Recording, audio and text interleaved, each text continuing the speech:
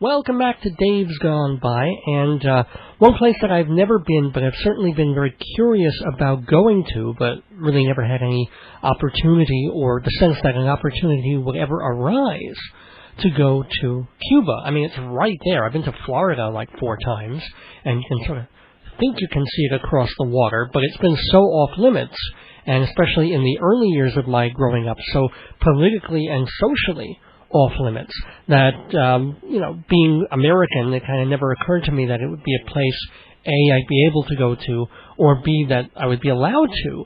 But time passes, years pass, you start talking to people who go there through other countries, and now, a couple of weeks ago, Fidel Castro had that health scare, and people were thinking suddenly, oh my God, this may open up, the whole world may change down there within a few weeks or months.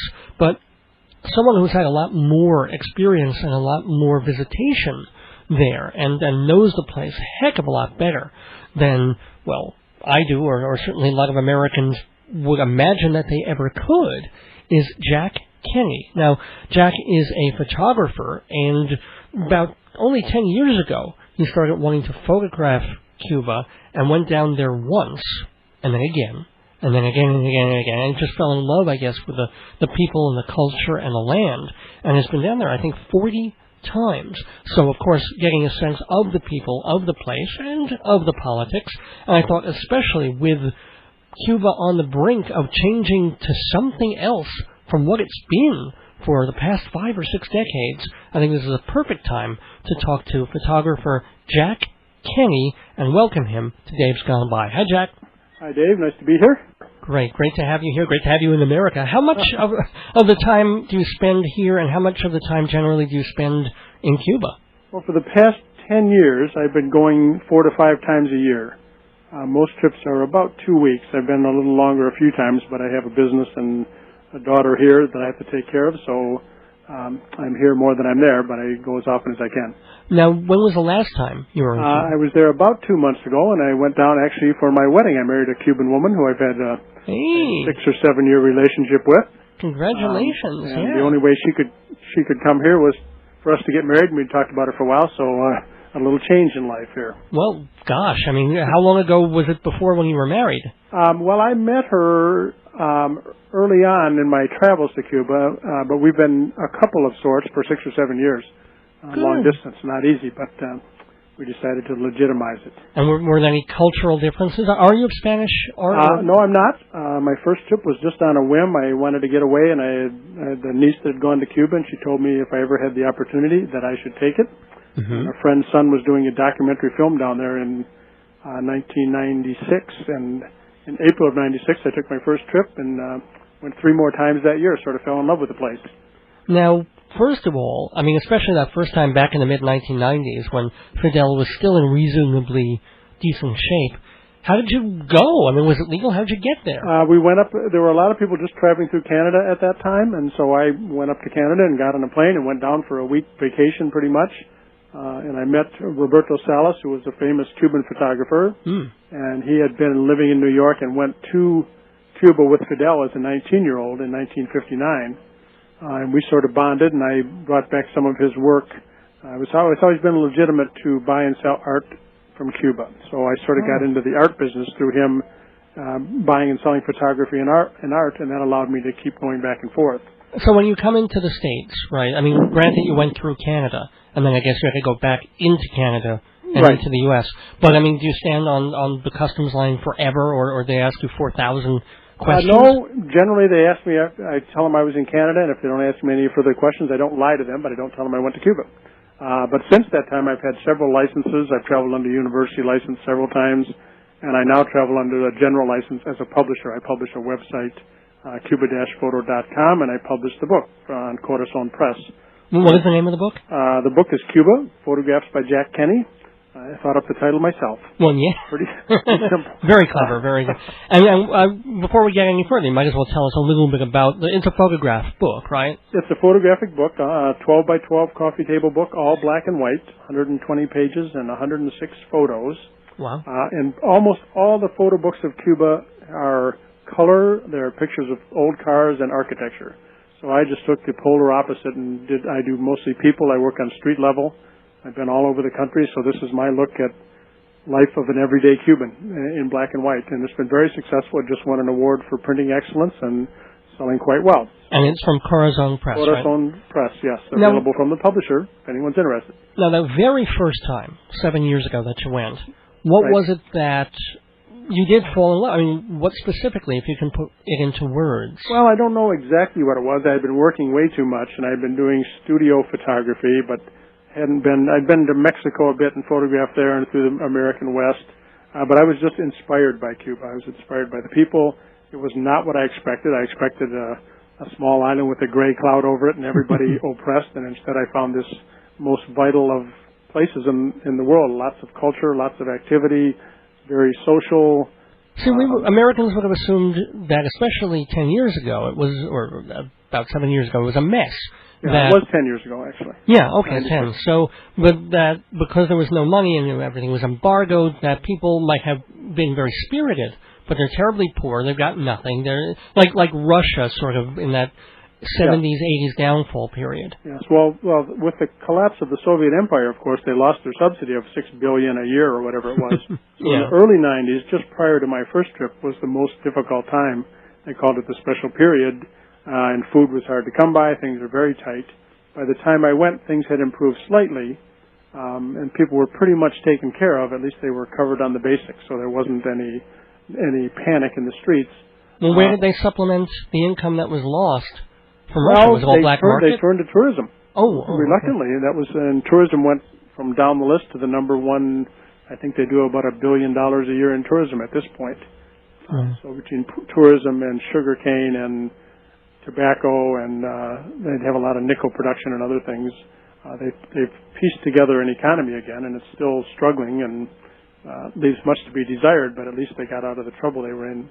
But is it true, I mean, now that you've been there much more recently, too, you've been going steadily over the past few years, that it's just on the brink of exploding? I mean, something over there, as soon as Castro kicks, literally, it's going to be capitalism gone crazy. I don't think it will, in fact. I don't think that the culture will accept it. There's 11 million people there, and they've been in this system for 50 years, and I think it will be 7 to 10 years before it will look completely different than it does now, and even then it may not. Their social structure is very strong. It has a lot of problems, obviously, no economic opportunity, but they have such a strong culture and cultural base. For instance, the aristocracy there would be artists and sports figures and people who they revere for other reasons than economic. And those people seem to be the upper class. They have a lot of the privileged class, so to speak, in a communist country. Right, but if they're going to be building, if they've already built the infrastructure for tourism as their number one thing, once we normalize relations with them and everybody starts streaming in from Florida and then streaming up from Cuba, won't that make all the difference in the world? Well, that infrastructure that you speak about is true, but it's true in a very, very limited area. Primarily, Veradero Beach is the big tourist area, and that's where all the money's being invested. And there's a few coastal cities where they're pretty much tourist areas only. Cubans don't even go there and not allowed to go there, only if they work there. So it's really an isolated area. Some obviously in Havana because of the historical value. So there's a lot of economic input in Havana. But the structure itself, the water system, the electric system, the road systems are so far from being able to handle a full economy that it'll take years just to bring that up to par. You can't go in and just build a factory and have no power to run it and have, there are other problems before they can get to that point. So I suspect it'll be a long change, hopefully a peaceful change. My friends down there, I'm concerned about them with this latest episode with Fidel. Well, do you think it would just be his brother? Do you think he could get away with that? Well, that? No one knows what to expect from his brother, and his brother, I think, could be a figurehead leader, but probably not the brains of the outfit, so to speak. I think Alarcón, the head of the General Assembly, is very sharp. There's Laje and Roque and a bunch of others who supposedly there's a group in power right now, even though Raúl is the figurehead. But I think he's going to be mostly a figurehead and the head of the military. And no one's sure whether how he will turn things. He has had some good ideas about economic change that Fidel didn't want to do, so they sat on the back burner, but he actually may open things up. They do have low-level private enterprise there, and he may expand that, which would be the right thing to do But you don't see like democracy taking hold within like 5 years. Well, I don't. It's the question has always been if there was an honest election right now, would Fidel win? And to be perfectly honest with you, I don't know the answer to that. He is not unpopular in many areas. He's unpopular in some areas, mostly where tourists go, Havana, and they hear all the complaints. But if you get away from the city, most people are pretty low-key. They're rural. They're pretty content. Their lifestyle is casual. I don't think they would want to change it for anything. So it may be that they go to a democratic system and still want to stay some kind of democratic socialism. But we won't know that until it happens, of course. Well, I'm sure you've probably been asked this before by interviewers and Americans, certainly. I mean, when you went down there and if you talked to folks about Castro, both rural campesinos and the folks who are trying to be more materialistic, capitalistic, or what have you, is there a sense of still being afraid of Castro or whoever's keeping him in power? Or do you really just get a general sense people who don't like him feel free to say so, and people who do like him are genuine about it? I think the latter, that people they say what they want, they don't say it loudly. I mean, I wouldn't be in a crowd and ask someone what they thought of Fidel. They wouldn't look at me like I was crazy. So there is that fear in that sense, but I think when you get people, when I spend most of my time walking the streets with my camera, talking to people, trying to get into their homes or their businesses or their schools and just sort of ambling along. So it's lowest common denominator, I like to call it. And most of the people are pretty honest and open. They'll say, no, we're tired of this and we want this to change. And others say, I like things the way they are. One man told me he just had heart surgery and I went to the hospital and they fixed me up and he had lived in the States and I said, would you go back to the States? He said, why would I ever leave this? And he pointed to the sky like it's, I'm in a beautiful place and, my grandkids are safe and my kids all have college degrees and why would I ever want anything different? So when you think about it in that sense, some people are very happy with it. Would you ever move there? I would, absolutely, yeah. And someday I hope to be there. I don't think I could live within the system as it is, not on $15 or $20 a month. Good heavens, is that really what? No. Yes, oh yeah. Yeah, that's the average wage, I think, is about $20 a month. All right, well, again, then let's put that into perspective. What is a gallon of milk? In Cuba, they give milk free to kids under, I think, 7 years old. They get free milk every day. Okay. And that's the majority of the milk goes to the kids.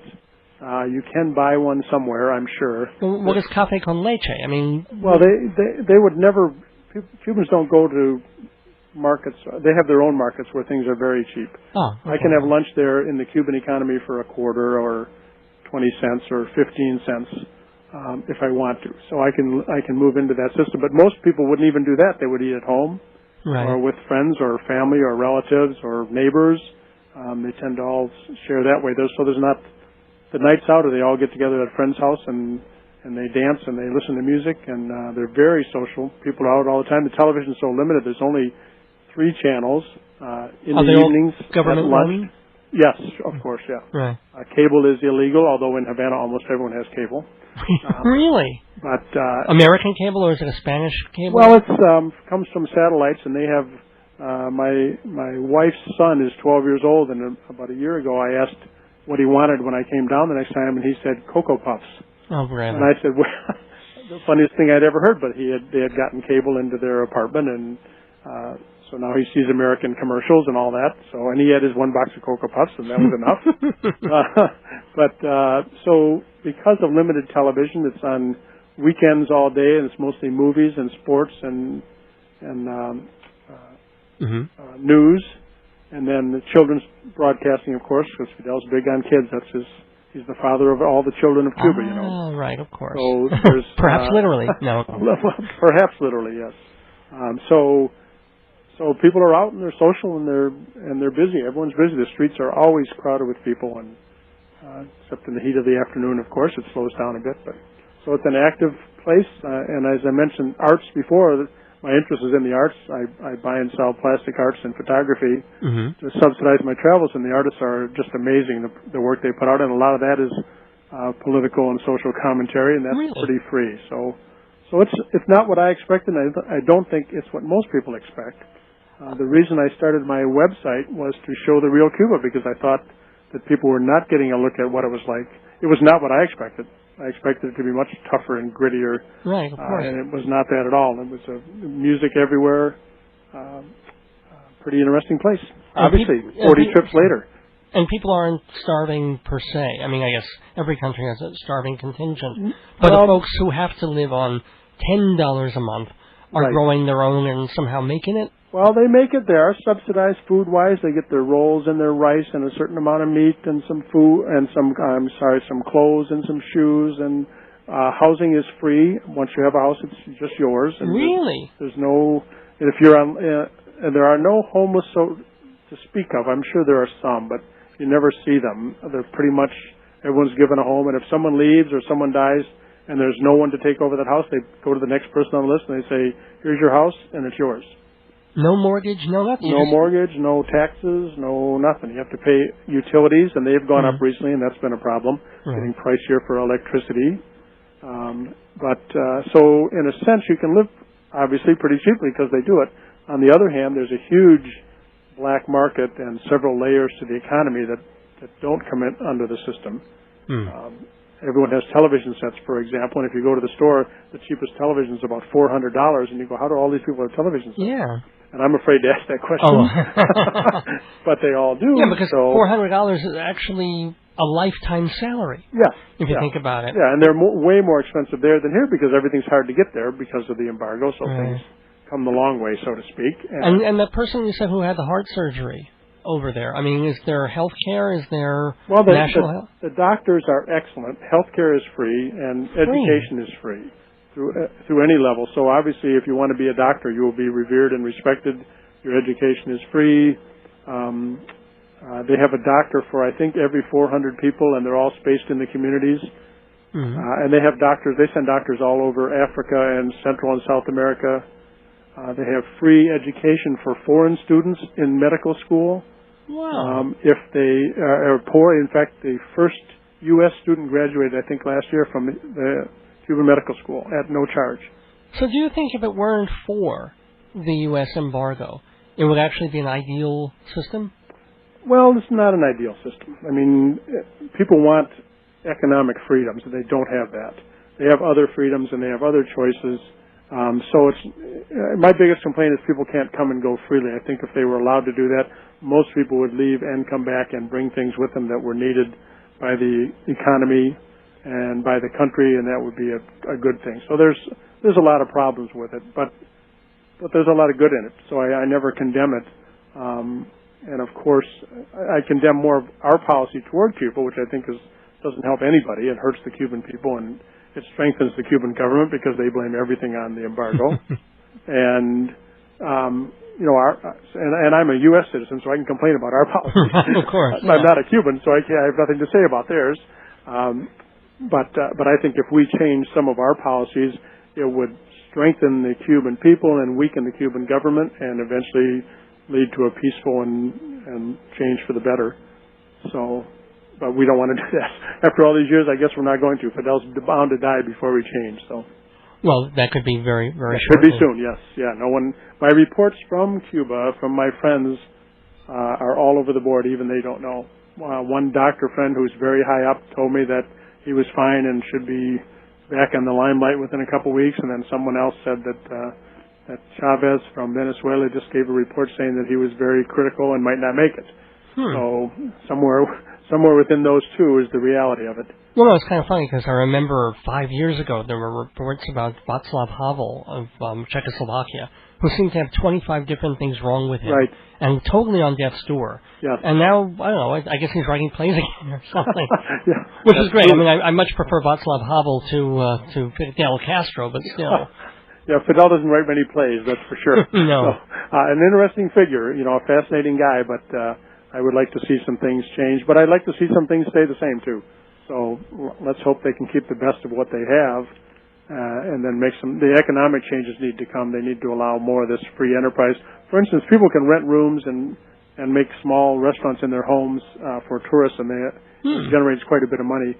But the government is so capricious that they will just come and arbitrarily close them from time to time, and so they don't give them the opportunity to flourish much. Well, they ought to mafiaize it, take taxes out, take their cut, and let the places operate. I mean, well, something they need that income, and then once Fidel sees another line of income, for instance, from Venezuela, then he wants to cut back on this tourism income because he doesn't like that foreign influence. So rather than accumulating these different layers of economy, he trades one for another, and that's to me is the problem right now. Is he still so scared of the outside world at this point? I don't think it's a fear of the outside world. I think it's just a desire to prove that he is right in his system.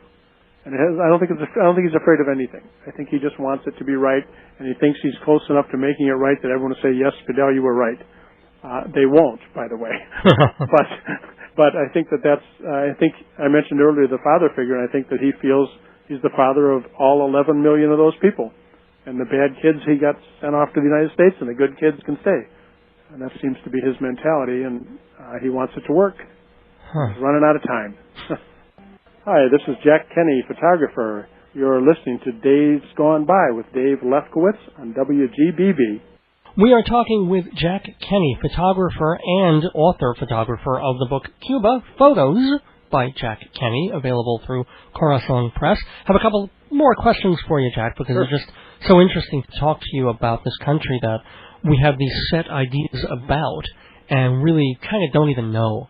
But I also want to talk a bit about your work as a photographer. Now, you did this book, all black and white photos, although if people go to your website, they'll see there are color photos there as well. Yes. So why black and white, and when do you choose black and white as opposed to color? Well, my love is black and white, and that's my strong suit. I've always been a black and white photographer. But my first trip to Cuba, when I came back, I realized that I wanted to show the Cuba that was there, so I created my own image bank. Cuba-photo.com is an image bank of 4,000 pictures of Cuba, and they are free use to education. Wow. So it's an opportunity, and the only way you can run an image bank is in color these days, unfortunately.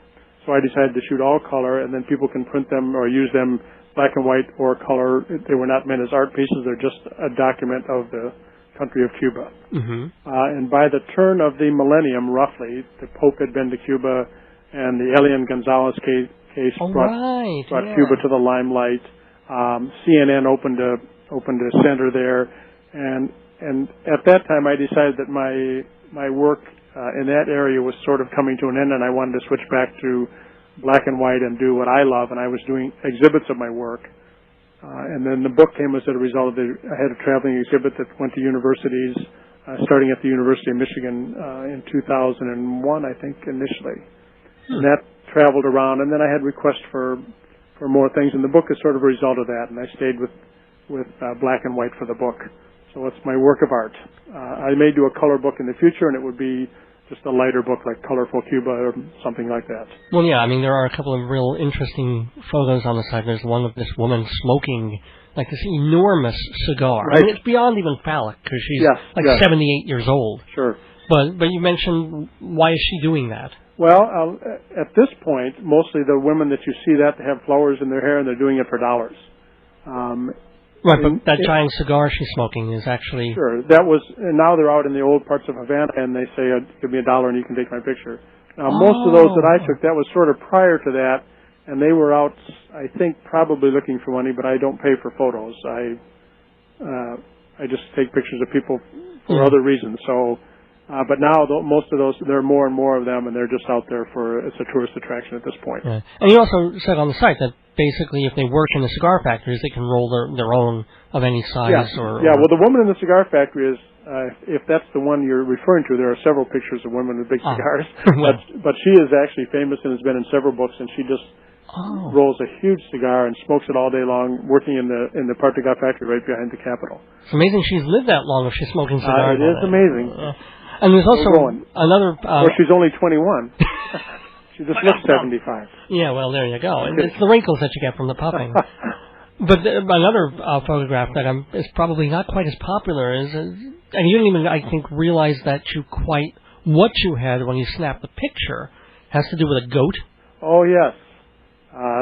That's an interesting story. I was invited to a voodoo ceremony, and they said it's a demonstration ceremony for voodoo. Now, voodoo is not common in Cuba. Santeria is their West African Yoruban faith. Mm-hmm. voodoo is more practiced in Haiti and the Dominican Republic, but there are in eastern Cuba, I think a couple thousand practitioners of voodoo. And this was in Havana, and a friend of mine who's with the press said, they're going to have a voodoo ceremony at this pavilion in Havana. And I said, well, I'll go. And I went about 10 at night, and there were no foreigners there. Everyone there was very black, so it seemed to me that it was the voodoo influence in Cuba, which was from the eastern end of the island. And I expected it to be more open to the public, and it didn't appear to be. But they had this goat, and they were walking around. They bathed them, and they perfumed them. And I was there a couple hours, and I was sitting on the floor right in the front, and I didn't expect them to sacrifice any animals because this is a so-called demonstration. And I was sitting in the dark, and I saw the machetero, the men with the machete, come out and dance. And everyone was dancing and swirling.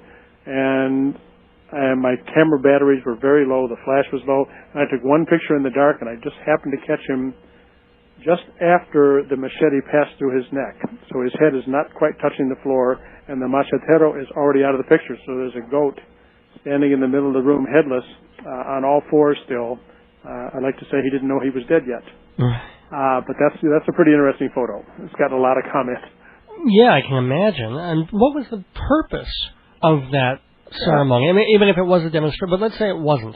Let's say there was an actual real voodoo. I mean, what the hell? Well, those are sacrifices. They sacrifice chickens and goats, and that's standard in Santeria and in voodoo. No, but I mean, even the dancing and everything. Were they trying to bring rain? Were they just trying to say hi I to don't God? know. All the different. There are several different gods, and they're based on. I'm not big on my Santeria, but there are several Chango and Yamaya, and all the different gods, and they all relate to different things. They're gods of the sea and of the mountains and of rain and they have birthdays, and it's usually on one of those birthdays that they will pay homage to that god, and everyone has their own.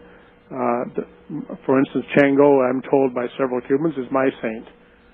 So on his birthday, which is in December, if I were a practitioner, I would have a party in his name, and you sacrifice to that god, and sacrifices are chickens and goats. So this was part of a sacrifice to one of the gods of voodoo. And honoring him, and then they cook him and they eat him. I mean, by morning he's breakfast. Was that the strangest experience you had? Well, I've been to Santeria ceremonies, although that was the first goat sacrifice, so that was pretty unusual. Yeah. But it was, it's just part of it's so much a part of the Cuban culture. Almost every house, if you walk in the door, will have maybe a glass of water next to the door as an homage to their saint.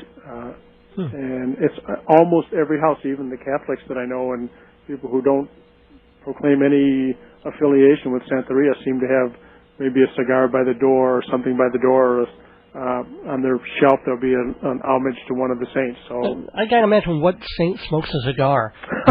All of them. St. Aloysius is walking around and it's like, I could use a smoke. In Cuba, there's all one. of them smoke cigars. And what for the last question to Jack Kenny, photographer, what is the most precious experience or most memorable experience that you've had in all your trips to Cuba? Well, a singular experience I don't think I can pinpoint. It's been the people right from the start. And if you see my book, you'll see it's people.